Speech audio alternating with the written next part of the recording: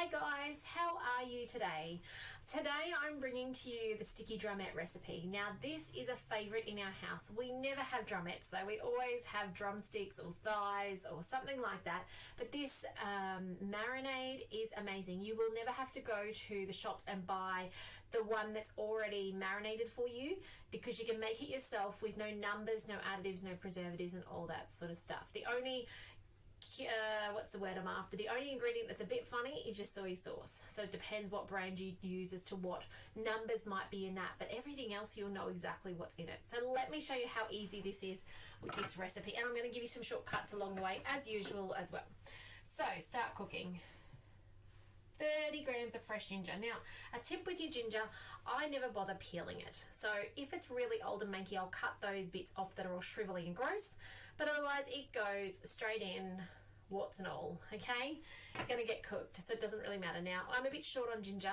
Doesn't matter. I could grab some ginger powder out, but we're not huge ginger fans anyway. The kids really aren't that impressed when there's too much, if it's the dominant flavour. So I'm happy with half, or whatever normally comes with the little chunk that comes off. 2 cloves of garlic, so in that goes. I have peeled them today. You guys know that I'm renowned for sometimes not peeling my garlic, but I did today. On with the lid, and we're going to chop this down. I love this. This never ceases to amaze me. 3 seconds, speed 7 to chop. And like that, it's done. Like, you don't need to buy the jarred stuff if you don't want to. You can literally use the real deal and you know exactly what's in it. Check that out. See, all this time on, 6.5 years, nearly 7 years, and this still excites me. The fact that I don't have to, because we used to argue over who was going to clean that garlic press out. I still remember, the arguments when we were newly married. Okay, 20 grams of oil. It says vegetable oil. I'm just reaching for olive oil. That's what I've got here. Use what you like, by all means, whatever you've got there. Okay, next, some soy sauce. And it says light soy sauce. I'm actually trying to get rid of my old stuff out of the cupboard. I have had this soy sauce probably for as long as Greg and I have been married. Let me have a look at the expiry on it. Yeah, it expired a while ago. I won't tell you the date. But so I want to get rid of it. So I'm just going to use what I've got, because I purely want to actually start clearing out my old stuff and replacing it with good new stuff that doesn't have as many numbers and stuff in it. And yeah, we've had this for a long time. This is probably something that went in the cupboard when we first moved into our first house together 15 years ago. So 80 grams, and mine is dark. It's not light. It does make a difference, but it doesn't. So yeah, I'm just going to roll with it. 50 grams of honey. So this is your honey soy, okay? So if you love those honey soy chicken wings or drumsticks marinated from the supermarket, this is your honey soy, okay? That's actually what it is. It's got the honey, it's got the soy. My honey is all caramel crystallized at the moment. You could play with the amount of honey in there. I tend to find I'm putting it on usually more meat than it calls for, so I don't mind that it's got a bit more in it. All right, 40 grams of tomato paste. Love tomato paste. If you don't have tomato paste, you could cook down a tin of tomatoes before you started. 20 minutes of cooking down a 400 gram tin of tomatoes, and that gives you tomato paste. I'm getting it all over my fingers today. All right, 1 teaspoon of mustard. It doesn't particularly say whether it wants Dijon or whole grain. You could do either. So it's totally up to you. Gosh, that's a weird taste in my mouth. I had tomato paste on one side and honey on the other side. The taste buds don't know what it's doing. All right.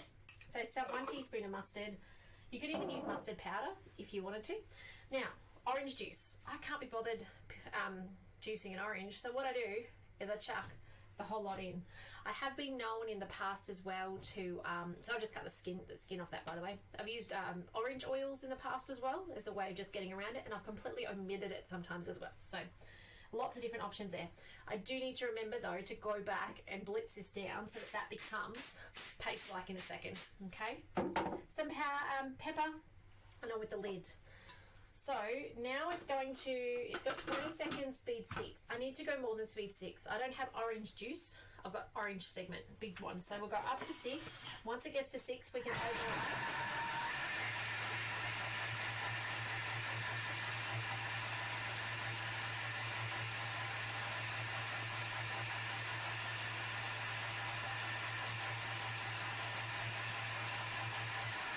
that's sounding pretty done to me, but let me have a look. And that's the beauty of the Thermomix. You can override it. If guided recipes are purely guiding you, they're not rules. Yeah, that's perfect. That is so soft. And it is quite dark. Yours may not be that dark if you don't use the dark soy sauce. So now we place our chicken drumettes in a sealable container and add marinade. Seal for minimum 2 hours up to 24 hours, and then preheat your oven and then you cook them off. Now I've got drumsticks. Mine are going to take longer than 15 minutes. Mine are going to take about 40 minutes. Let me just take you guys back here, show you this, and I'm certainly not going to marinate them because I normally just don't have time for that in my life. So I will just scrape this in, and I've packed these into my casserole container really tightly. And now I'm just going to pour this over the top. You can see how beautiful that is, and there's no sign of that orange in there. The other thing I've done at times is if I'm using chicken meat with no bones, I'll put it in the Thermomix on reverse, and then it will actually toss it around in there and pick up all that marinade on the individual portions of meat.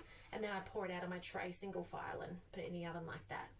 So now I'm just going to spread that around, not make too much of a mess, and put that in the oven then. And then I'll cook that for about 45 minutes on 180 degrees, and it'll be ready then for the kids for lunch today. So I do hope you'll give this recipe a go in your Thermomix, and you know, when you're tempted to pick up the one at the supermarket that's pre-marinated, you instead go, you know what, I've got ginger powder if you need to, I've got garlic powder. You know, you don't have to have the real deal. You can use the powders. There is nothing wrong with using the powdered ginger and powdered garlic in this recipe. I've done it on many of occasions and it turns out just as beautifully.